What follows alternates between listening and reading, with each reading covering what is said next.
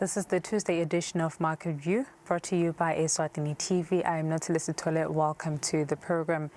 It's now been almost 2 weeks since the opening of the Eswatini Palazzo, a moment that saw Eswatini unveil one of its most landmark hospitality and business infrastructure projects.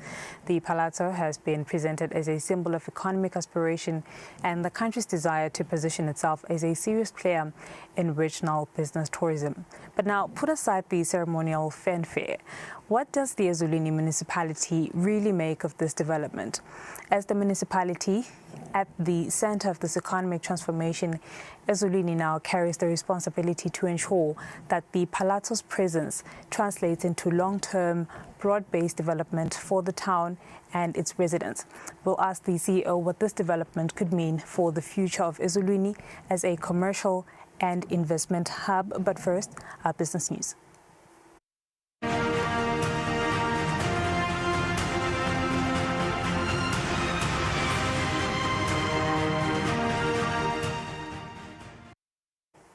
In our business news, the Minister for Commerce, Industry and Trade, Honorable Mangoba Khumalo, has announced that the Citizen Economic Empowerment Regulations have now been completed and are currently awaiting Cabinet approval. Once approved, the Minister states that they will be tabled in Parliament. The Minister made this announcement during the launch of the Entrepreneur of the Year Awards. The minister emphasized that these regulations represent a significant step forward in promoting inclusive economic growth and ensuring that citizens have meaningful participation in the country's economy. The Citizens Economic Empowerment Act ensures that indigenous Eswatini businesses benefit from preferential procurement and targeted institutional support. I am pleased to report that the regulations of this Citizens Economic Empowerment Act are currently awaiting Cabinet approval and will be soon tabled in Parliament so that they go through that approval process. Another supporting framework is the National MSME Policy 2024 to 2029, which sets out a 7-pillar framework for growing the MSME sector, addressing access to finance, access to markets, digital readiness, infrastructure, and promoting an entrepreneurial culture. These are not just documents on shelves, but they are policy foundations that SEDCO, the AIR, and every business support program in this kingdom stands on. We've also been rolling out entrepreneurship support services in our Tinkundla centers across the country in direct response to His Majesty's directive to ensure that government services reach every Liswati, wherever they live. In the previous months, the Citizen Economic Empowerment Council, chaired by businessman Lincoln Mota, has undertaken extensive consultations with a wide range of stakeholders across the country, including businesses and industry leaders, to ensure that the regulations are balanced, practical, and responsive to the needs of indigenous Eswatini. The business community have expressed strong support for the regulations, recognizing their potential to create a more equitable and dynamic business environment. Reporting, Nelson Langamandla, Vuminkosi Nzinisa, Eswatini. A total of 43 standards were developed and gazetted as national standards for the 2025-2026 across sectors such as food and agriculture, chemicals, environment, management systems, occupational health and safety, and electricals. In addition, 33 standards were harmonized from ISO, IEC, ISO and Sadakstan and are yet to be gazetted, bringing the total standards complement to 392. This is contained in the 2024-2025 progress report that the Eswatini Standards Authority recently presented to the Minister for Commerce, Industry and Trade, Honorable Manqoba Khumalo. The Chief Executive Officer, Ngamiso Mhlanga, says that in the area of certification, Eswasa provided certification services to various organizations across the country, including MSMEs. A total of 14 organizations were certified during the reporting period. Furthermore, 3 MSMEs were trained and received mentorship from a consultant on standards under an ISO-sponsored project. The Ingelo certification scheme supported 24 participants, with 3 MSMEs benefiting from the construction of production cottages in Lukongolweni, Bolonjeni Mbabane, and Mliba. Construction is expected to be completed by the first week of May 2026, with handover scheduled within the same month. Additionally, 13 MSMEs have been accommodated in SETCO estates, while 35 new MSMEs have applied to be part of the scheme for the 2026-2027 period. And that is your business update. After the break, we speak to Eswatini Municipality CEO, Mathokoza Shongwe. Stay with us.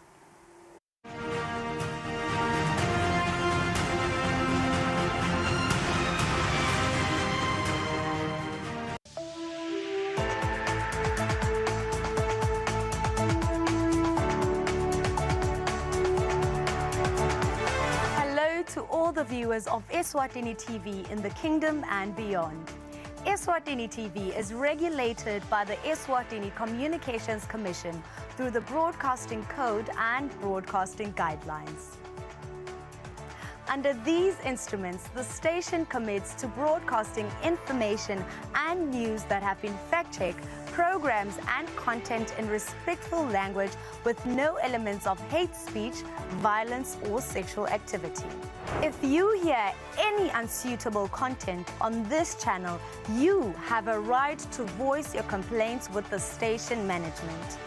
Should you not be satisfied with the response or action taken, you can escalate your matter to the Communications Commission at PO Box 7811 Mbabane.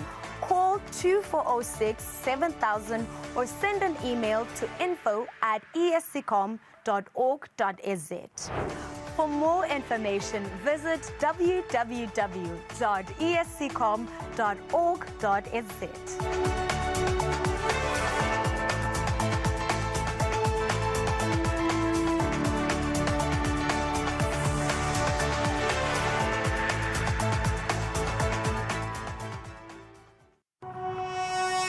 When you choose your adventures, you do so with an open heart and a desire for the unexpected. You embark on journeys to discover new worlds full of wonder. You choose a path to awaken your senses, a world to make you look up and realize just how inspiring this life can be. Arrive and awaken your heart. Explore life in ways only thought possible in your dreams. Discover just how far you go to expand your understanding of life's greatest mysteries. There's just one place on this planet with so much to offer. Now is the time for you to have the royal experience.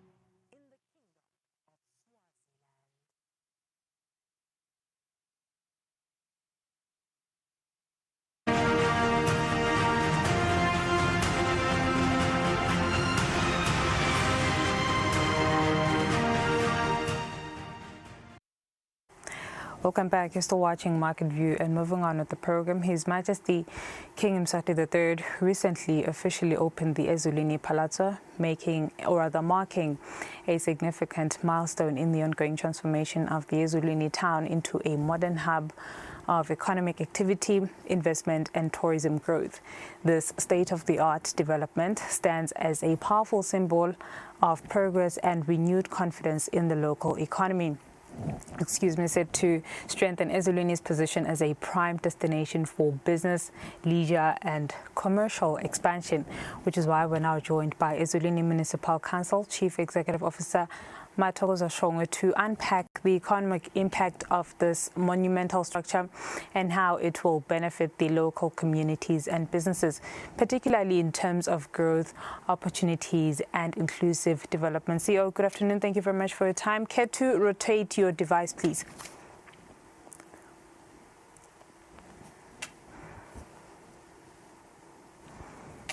CEO, good afternoon to your listeners. Very good. Okay, we'll just get to it. So in what ways or how exactly do you expect the Eswatini Palazzo to stimulate economic growth in Eswatini? I understand that the municipality, or the town rather, is known as the hub of tourism in Eswatini. What's your expectation or outcome of this development? So what we are looking at as a municipality is if we go back to the past in 2005, where the African Union meet within Eswatini, which came out with the Eswatini Consensus. Now, if you take that, it means the Palazzo now is a platform which we can use for greater and bigger conferences and forums which can come in within our space, but not only for us, but also for the benefit of the entire nation. We are well equipped now to host conferences, exhibitions, which means it will enable our tourism sector to thrive. Eswatini demand has grown over the years. We're looking at it from property development, we're looking at it at commercial growth, but what role will the municipality play exactly in, accompanying just some of this progress that ensures that the Palazzo fully achieves its intended impact? Okay, I think for us as a municipality, we need to be able to understand clearly what are the ripple effects of this. So if you've brought in people into a conference center of this nature, from your SMEs, are you able to provide artifacts, that is handicraft, that can be sold? Can it be sold within the conference facilities? Can we have exhibitions there which are carried out by locals? Can they also go to the handicraft market? So we need to be able to work in concurrence with the operators so that we see the various benefits that our locals can have. Beyond that, we want to put in a paper which basically says, let us use local artists. So for entertainment, that will happen. Yes, you want international artists to come in, but we also have local artists that we believe can stand their ground in terms of international presentations, be it music, be it art, be it drama.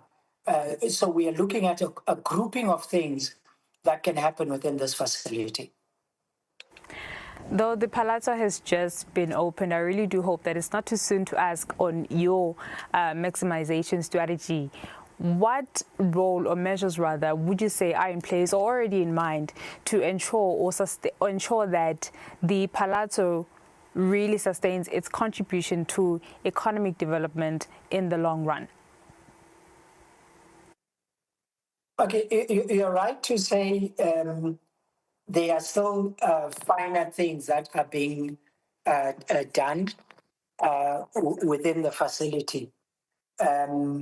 So we need, as a municipality, to engage with the operators, engage also with Ministry of Tourism and Ministry of Economic Planning to look at how we can contribute.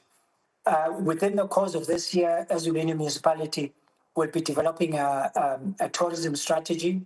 We need that to fit in terms of what the Palazzo ICC is all about, together with other tourism facilities which are present within the municipality. So there's still a need for discussions around this, and that will happen better as the operator takes full control of the facility. You say that a tourism strategy is yet to be discussed. Given the developments that Eswatini municipality has really seen through, we see some of the tourist destinations located in Eswatini, some hotels, world-class hotels also located in Eswatini. Really is a hub, as you call it, for tourism in the kingdom. Does the ICC then change or challenge your view of what tourism business in the country should look like to perhaps even improve it or, make it even better in some way?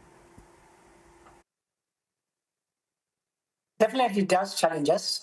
It's a good challenge, and it is one that is most welcomed by the municipality. Look, some of the things that we need to consider is safety of the delegates who will be coming in to use the facility at different times. So picture this, Nelly Swiwe. You are in a foreign land. You are along the MR103. You've walked probably, or you've taken a drive to Kona Plaza.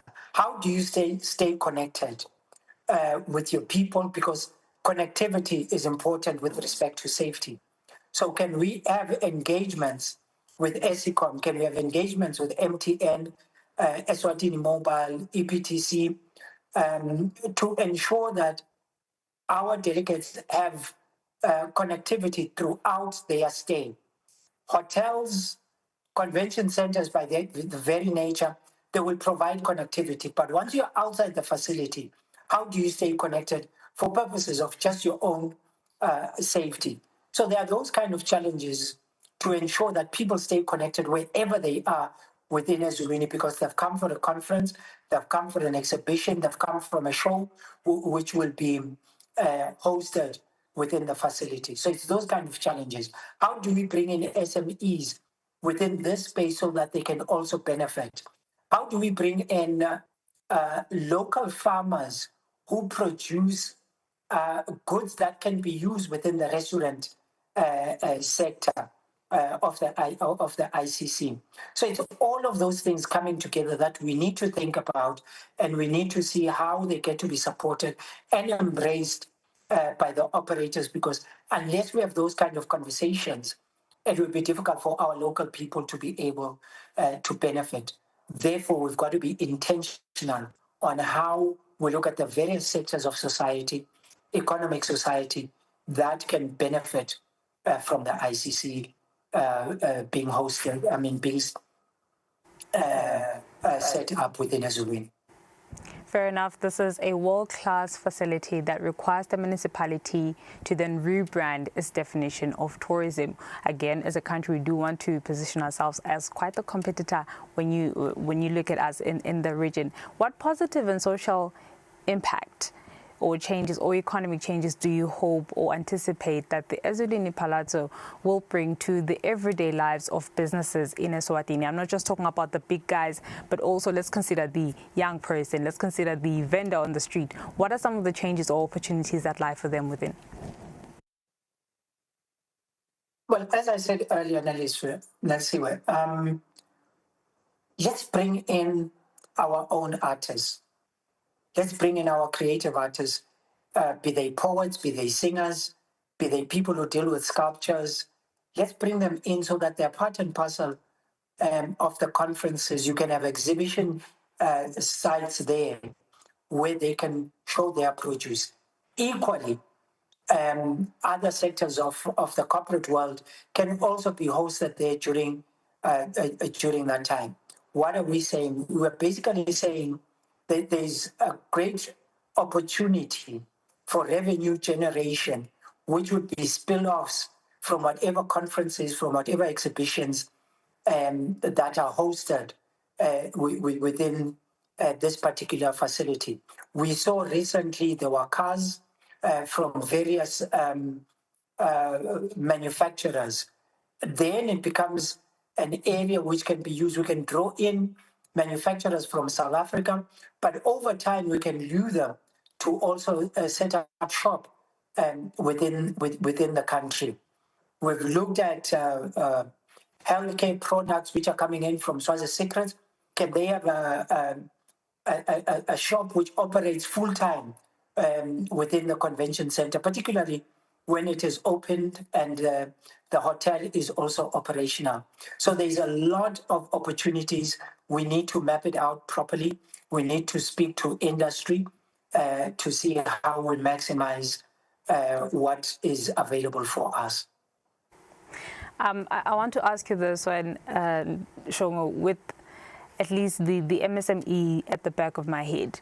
Some of them are probably looking at the facility and trying to think the land value from here on is probably going up.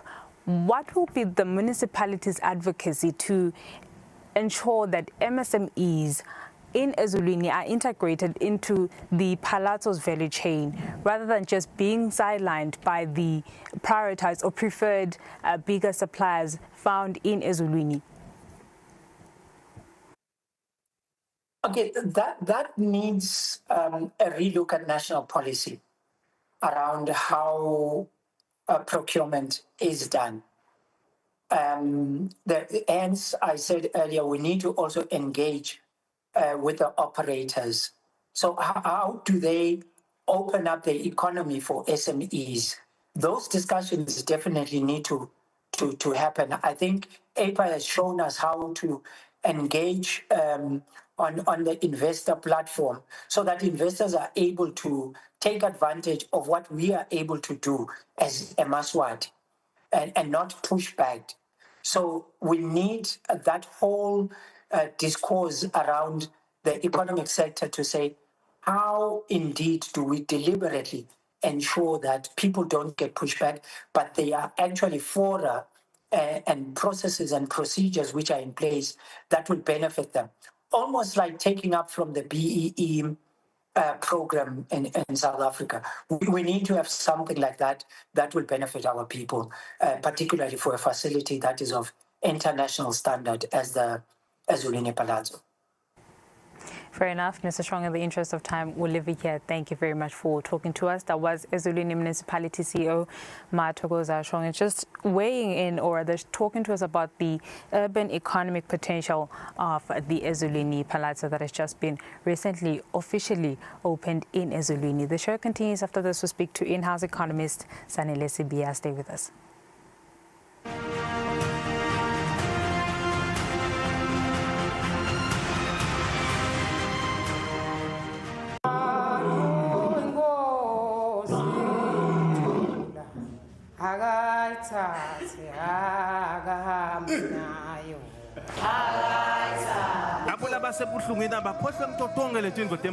Those that are in pain must forget all the problems they have. Because the things of the earth have got no answer. But the answer that we have is all morning. When I'm preaching here, I'm preaching to myself. I receive the Holy Spirit. I declare that a turnaround is coming my way. Turnaround is coming in my life.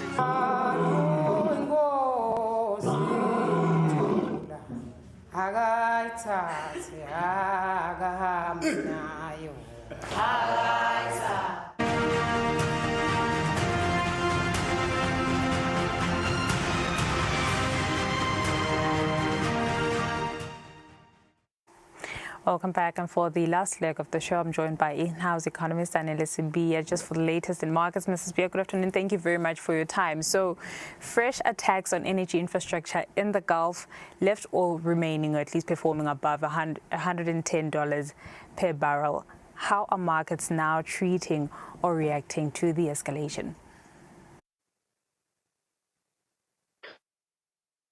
Thank you, Notsile. So markets are looking into that with a lot of fears and a lot of jitteriness. But what we've learned so far into this war, that is that markets are somehow right now for looking at the positives in the markets. Rather than looking, we're seeing that the Dow Jones Industrial Average is actually down 537 points. The Nasdaq Composite Index is down 46 points, and the S&P 500 is also down, 29 points.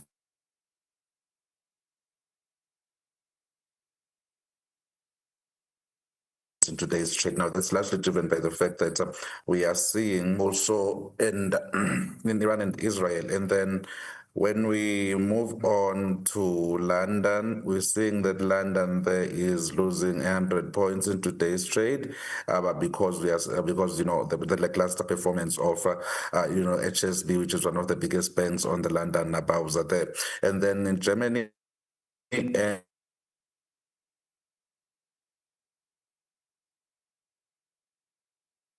and in France, we see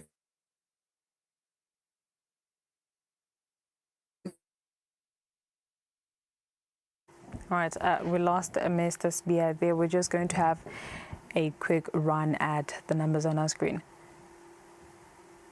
All right, starting off with the FTSE 100, currently trading at 10,263 euros, losing at least 100 points, and the DAX trading at 24,275, gaining rather 283 points. And moving on to the CAC 40 index, we're looking at least it's trading at around 8,013.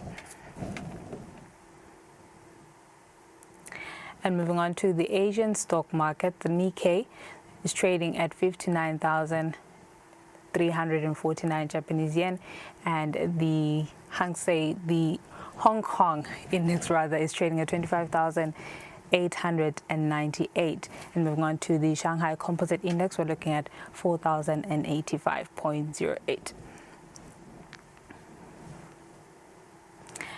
Looking at the JSE All Share Index, we're looking at 115,000 emalangeni 115,035 emalangeni, gaining at least 374 points. And moving on to commodities, gold is trading at $4,554 per ounce and some 70 cents, gaining at least 21 points. And moving on to crude, crude is rather trading at $113 per barrel. And when we are comparing to the lilangeni versus some of the world's strongest currencies, starting off against the dollar, the lilangeni is trading at 16 emalangeni, 73 cents to the dollar, up by 0.32%. And against the euro, we are looking at 19 emalangeni, 56 cents. That is actually an increase of 0.09%. And against the Japanese yen, the lilangeni is currently trading at 9 emalangeni, 40 cents, up by 0.39%. All right, and that is just some of the numbers coming in on the markets today. My apologies, we could not have Sibia join us, though we will try. We're hoping at least he'll be with us on the next edition of the show. Otherwise, from myself and the team, we're going to have to wrap it here. Thank you so much for your company. Bye-bye.